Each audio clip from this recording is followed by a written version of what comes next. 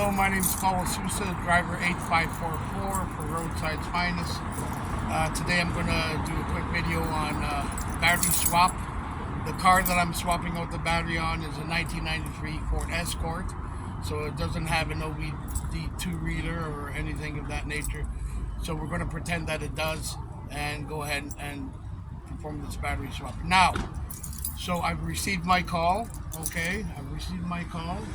First thing I'm going to do is I'm going to go in my toolbox, see the type of battery that it uses for this vehicle. Because it's a 1993, you'll have to, it should still be in there. You don't need to go to the 1990 prior at the bottom right-hand corner of the tablet. I'm going to go to my toolbox, see if I have the battery. Okay, so I've accepted the call, or not accepted the call. I've looked at the call. I've gone to comments. I've seen the type of vehicle it is. I've determined that I went to my toolbox. I saw what type of battery it takes. I've determined that I have the battery. So at this point in time, I'm going to accept the call. Or actually, before even that, I'm going to go to my tow book, tow app, and I'm going to determine whether this vehicle can use a battery saver, memory saver rather, on it. Not all vehicles do. Most, but not all vehicles. So you have to go into the tow manual to determine whether it's recommended or not to use a memory saver. So I've done all that. I'm calling the member. I'm giving him an ETA. I'm letting him know that I'm on my way and that I have the proper battery if it does need to be exchanged. Okay? So I've done all that. Now, I'm on my call. I've arrived on the call. I called the member 5 minutes prior to arriving at the call. The member is here waiting for me. So at this point, I'm going to ask the member a few simple questions. When was the last time the car was driven? Were there any warning lights on the vehicle the last time the car was driven? Things of that nature. Has he noticed any difference in how the vehicle drives? Things like that, just to get a little bit better information on what's going on with the vehicle. Okay, so first thing I'm going to do is I'm going to go ahead and take the keys from the vehicle, from the member. I'm going to ask the member to just sit by the sidewalk, or if it's a senior member, I'll have them just sit in the back seat or something like that if they can't stand up and if it's in that spot. Okay, I'm going to look at the vehicle. Okay, first thing I'm going to do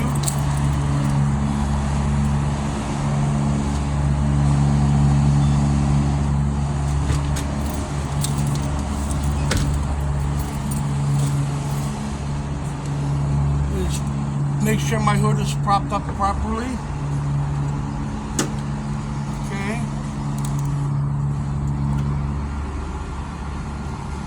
Okay, there we go. Second thing I'm going to do is a visual inspection of the battery. I want to make sure all the terminals are tight. There's no leaking. There's no hissing. There's no vapor coming out of the battery at all. If any of those things are in place, if the battery is swollen, I'm going to do a physical inspection of the battery as well. So if there's any swelling or any vapor or any leaking, I don't touch the battery. I'm not going to boost it. I'm not going to test it. I'm going to recommend that the vehicle have be towed to a service center. Safety is priority. It's priority concern whenever dealing with these batteries. I've been doing this. I've changed thousands of batteries. I've only seen one explode. It does happen. If the battery's leaking, any vapor, odor of rotten eggs, sulfur, anything like that, I do not touch the battery. This battery looks fine, so I'm going to go ahead and, at this point, and test the battery, okay? So first thing I'm going to do is test the battery on its own. So let me get my tools.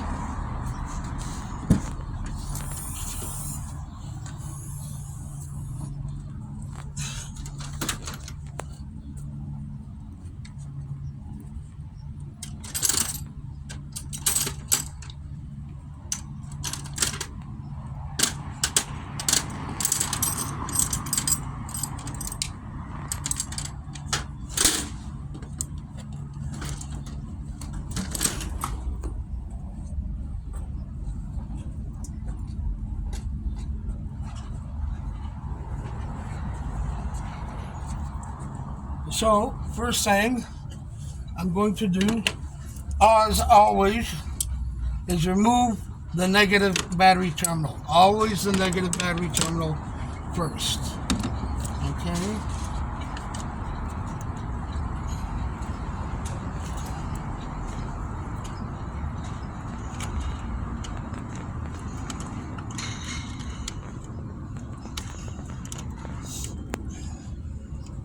Now, before moving this negative battery terminal, I am gonna, this card doesn't have an OB2 reader, but just to assume that it does, let's pretend that it does have an OB2 reader. So, I would hook up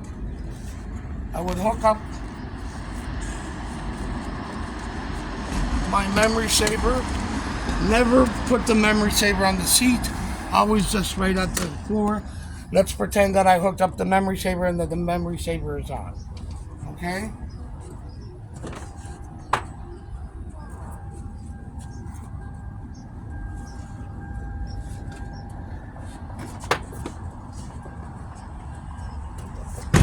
So now that the memory saver is in place, I'm going to go ahead and remove my negative battery terminal. We'll just put that off to a safe spot. Then we'll go ahead and remove the positive battery terminal.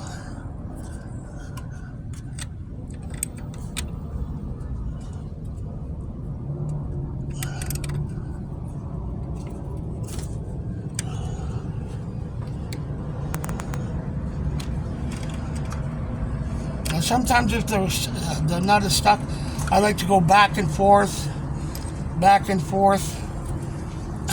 tightening, loosening, just to get it to develop some play. Okay?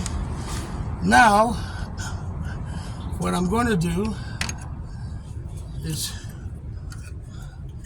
clean my terminals, make sure they're clean. Okay? Now, once I've cleaned the positive, okay, terminal, I'm going to go ahead and put a glove on it. Now, on this card, doesn't really matter because it doesn't have, but we're pretending that the memory saver is still hooked up. So this is still a hot wire. It's still a live wire. And if it touches anything, it can damage the fuses, the relays, the ECU, everything. So you want to make sure that when that memory saver is on, this is always covered.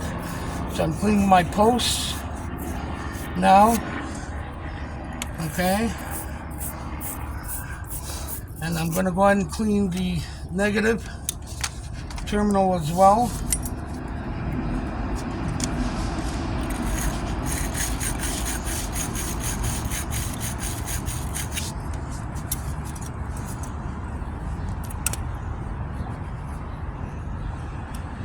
Okay, so we have both terminals cleaned, and we have our posts cleaned as well.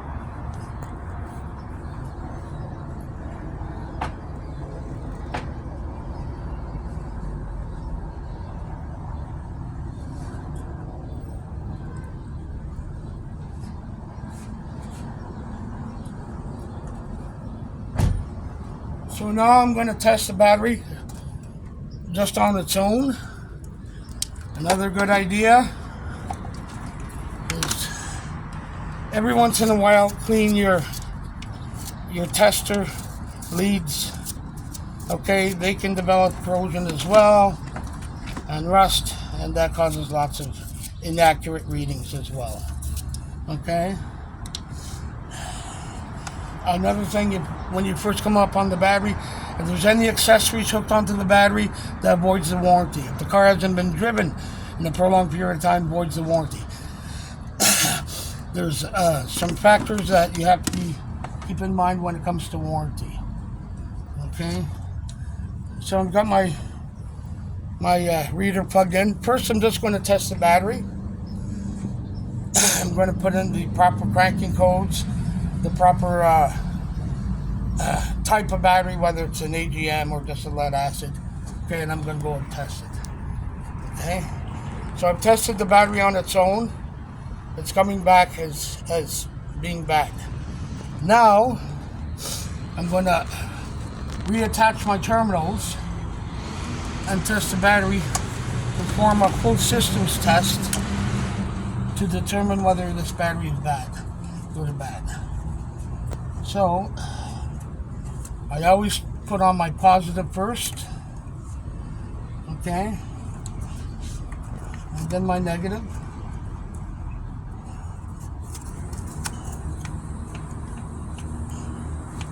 Okay, I'll go ahead and tighten those up.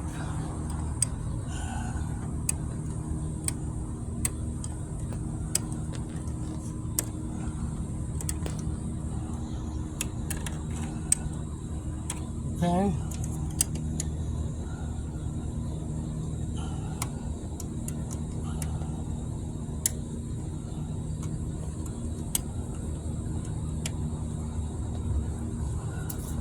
All right. Then I'll go ahead and perform a complete systems test. Once again, inputting the proper cranking amps and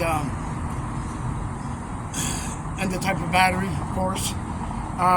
Once I perform that test, I'm going to want to look at things like the diode ripple. Very important. If that diode ripple is too high, diode ripple converts alternating current into direct. If it's not doing that job properly, there's usually about two or three diodes, and then the alternator that perform that. But if the diode ripple is too high, it can burn a battery. So if you see something like that, that would also void a warranty on the battery, because the alternator is responsible for killing the battery. Anyway, I did all the tests. I did the full systems test. Battery came out as bad and replaced. I've spoken with the member. He wants a new battery. So let's go ahead and swap out this battery. So I plugged my battery saver back in. So everything's a live system once again, or at least your positive is going to have power to it, even though the negative cable is off.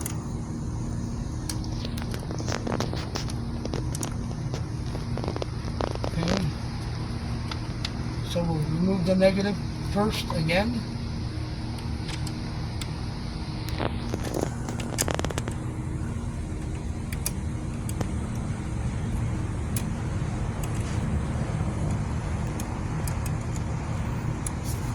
Okay, so the negative's off. I'm going to cover it. Once again, remember, you have the memory saver in there. This is a hot wire, which is still a live wire, so you need to keep that in mind. So always cover your positive. I believe these are 13s.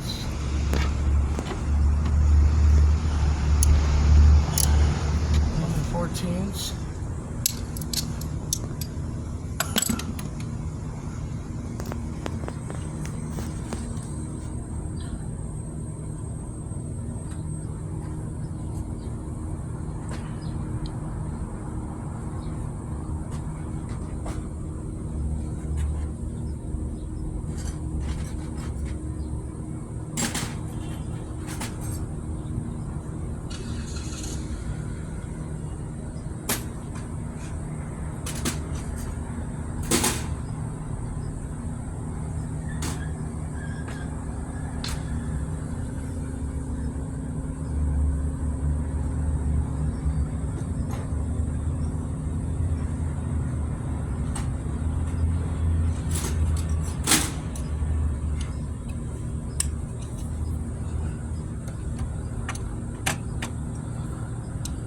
Okay, I've got the proper socket.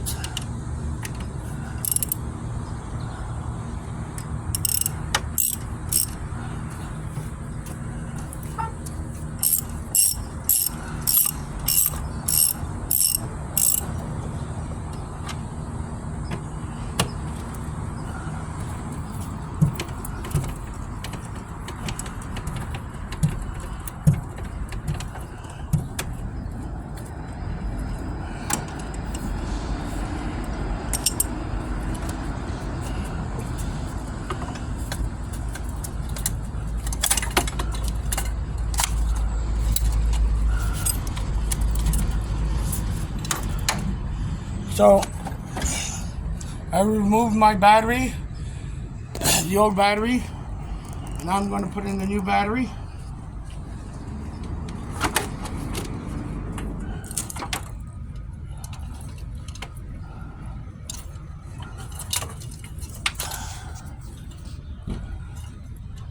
I'm going to put my tie downs in place.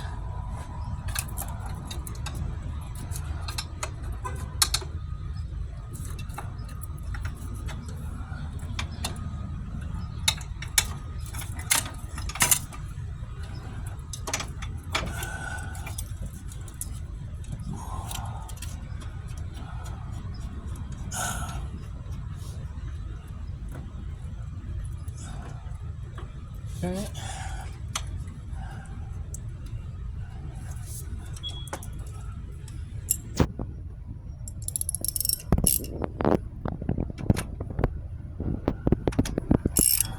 Also remember, always show the member the test results. Okay. They need to know that the old battery was in fact no good, and then they want to be assured that the new battery that's been installed is working well with all the systems and there are no issues. Okay, so I'm tending down my battery tie downs. Okay, I'm going to put my positive on first.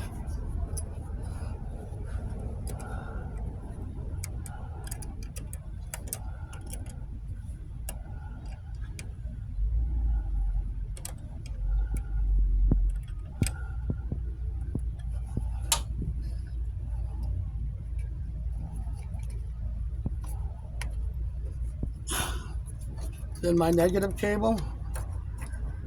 You always want to make sure that the terminal is all the way down on the post. These battery terminals, posts and terminals, they are tapered, so it's important that you get a nice, good, solid ground. Okay, the battery's installed. I'm going to make sure that I have all my tools. Okay, everything in place. All right.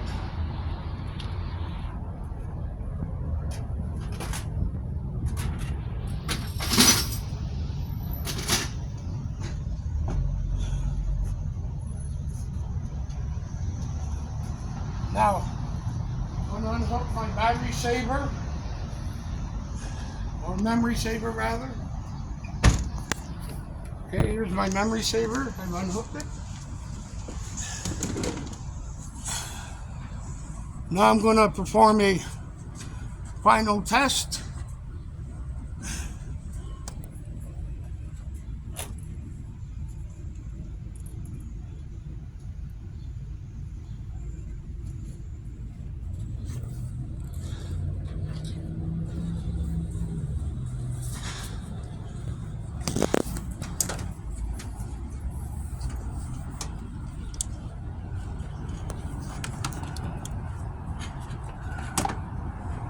Okay.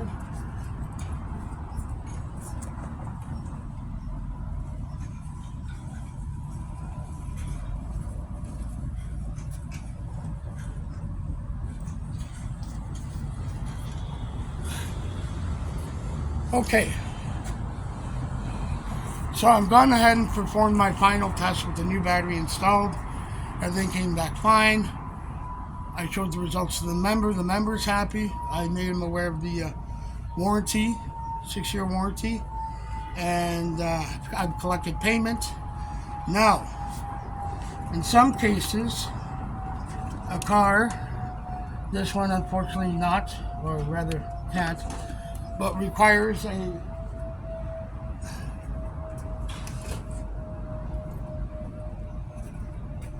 battery reset.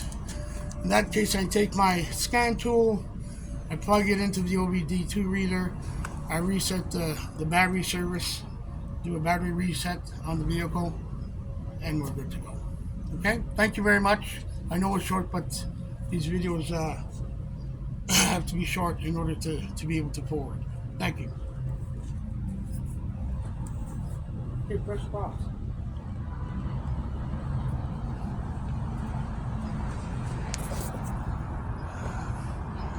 It's not recording now. You press stop? No.